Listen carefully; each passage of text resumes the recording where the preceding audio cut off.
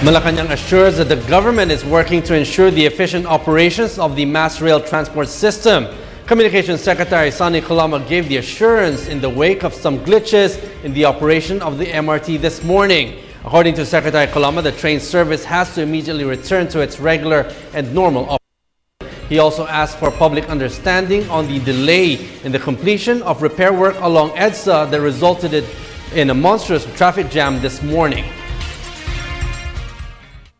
Kailangang mapanumbalik sa regular at normal na operasyon kung ano man yung aberyang nangyari ay kailangan mahanapan o magawa ng lunas at maibalik sa normal dahil napakahalaga ng maayos na pagdaloy ng operations ng MRT at ito ay umaapekto sa libu-libo natin mga kababayan na umaasa dito para sa kanilang pang-araw-araw na transportasyon.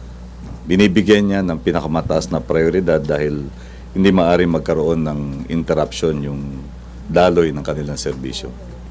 Alalahanin lang natin na matagal nang naantala yung schedule ng pagkukumpuni at pag-ayos sa EDSA.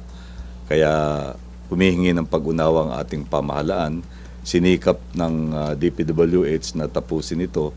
Ngayon at meron pang mga na tila hindi pa completely natuyo yung semento, kinakailangan lamang ng dagdag na pag-unawa.